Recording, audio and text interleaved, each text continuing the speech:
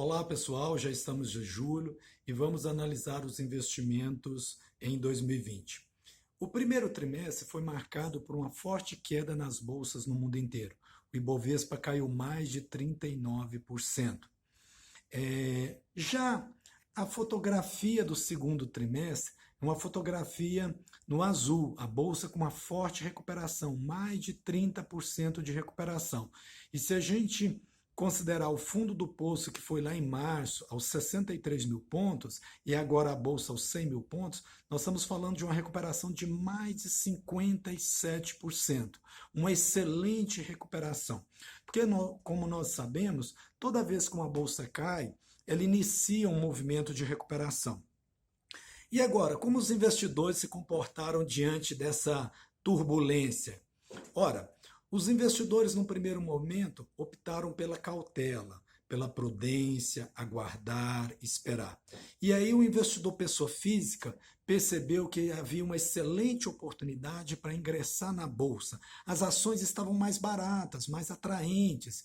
E aí os investidores pessoa física aceleraram a entrada na bolsa. Esse ano já são mais de 970 mil novos CPFs na bolsa, que já aportaram mais de 40 bilhões de reais na Bolsa Brasileira. Por outro lado, um segundo grupo de investidores identificou que era a hora de recompor a carteira na renda variável. Por exemplo, uma RPPS que lá em dezembro tinha 20% da carteira em fundo de ações, ao final do mês ali de março, tinha aproximadamente, 12%. E aí o comitê em abril decidiu aportar esses 8% e recompor o limite de 20% na renda variável. Olha, uma excelente estratégia, uma estratégia profundamente acertada, recomendada por toda a literatura de investimentos, porque ela proporciona dois benefícios: comprar na baixa e acelerar a recuperação da renda variável na carteira dos clientes. Um terceiro grupo de investidores decidiu fazer aportes mensais, aportes a cada 15 dias, compras fracionadas. Esse grupo também acertou à medida que está desfrutando daquela recuperação dos 57% que eu mencionei para vocês. Ora, e quais são as tendências, as perspectivas para o segundo semestre de 2020? Olha, a forte tendência é o juro baixo. Selic a 2,25 com tendência de queda. Juro baixo no Brasil e nos outros países. Vários países com juro real negativo. E se a gente olhar lá para 2008, a gente vai se lembrar que lá na crise americana, o Brasil teve que subir a Selic, ela foi para 13,75. Agora nós estamos reduzindo os juros no Brasil. O jogo mudou, o cenário é diferente.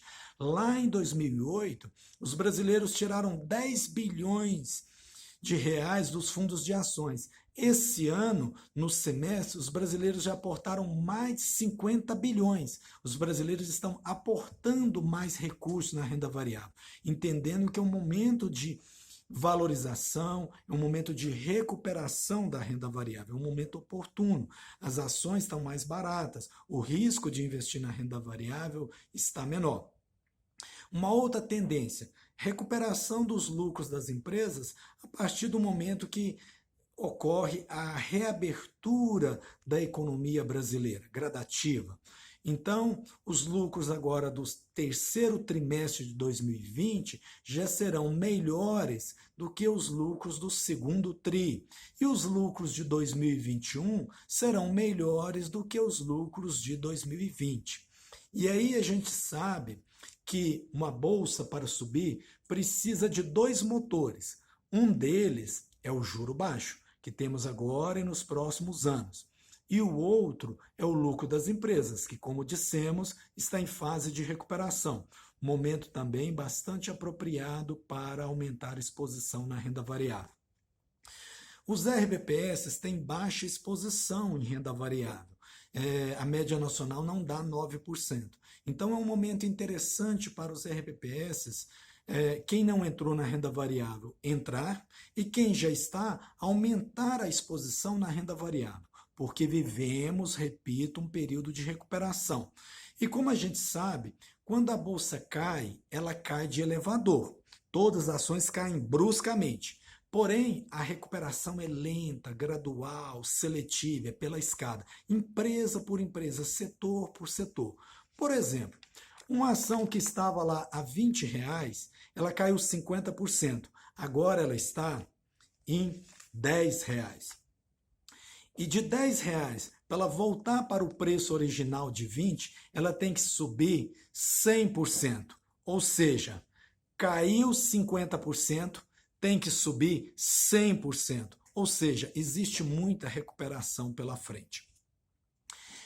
Uma outra tendência, migração de recursos da renda fixa para a renda variável.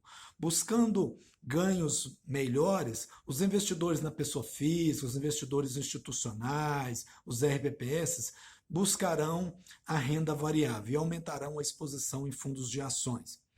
E vocês vão me perguntar, olha, mas eu não fui ainda para a renda variável, na pessoa física, ou um RBPS que não tem nenhuma exposição em fundos de ações. Qual o caminho que nós recomendamos?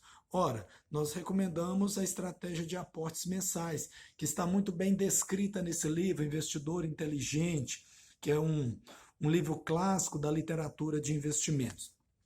Funciona basicamente o seguinte: primeiro, o comitê decide quanto aportará na renda variável no ano. Vamos supor 6 milhões. E como nós estamos na metade do ano, serão 6 milhões dividido por 6 meses. E aí, cada mês, o comitê aportará 1 milhão na renda variável, independente do movimento da bolsa. Se a bolsa subiu, o aporte rende menos, compra menos cotas. Se a bolsa caiu, o aporte rende mais e compra mais cotas. Porque se a gente soubesse qual mês do ano que a bolsa estaria mais barata, a gente contaria para vocês, mas não sabemos, né? Uma outra vantagem dessa estratégia é que ela é um plano, é um método. E aí a gente executa esse plano, esse método com disciplina. Todo mês aporta a meta mensal. E caso a bolsa voltasse a cair, por exemplo, para 90 mil pontos, 85 mil pontos, o comitê poderia antecipar aportes, não é? E aproveitar esse momento de baixa da bolsa. Uma outra vantagem dessa estratégia é que ela poupa o investidor daquela angústia mental. Ah, se eu tivesse aportado recursos na renda variável quando a bolsa estava lá a 80 mil pontos, a 85, a 90 mil. Ah, se eu tivesse comprado a ação da Vale lá em abril a R$ 40, hoje ela está mais de R$ 55.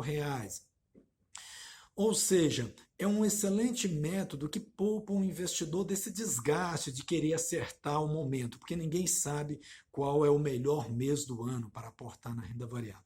E vocês me perguntam, quais os jogadores que o Itaú tem para renda variável, para colocar aqui na nossa carteira? Olha, nós temos o Momento 30, que é um fundo de ações livre, que busca ações que têm potencial de valorização.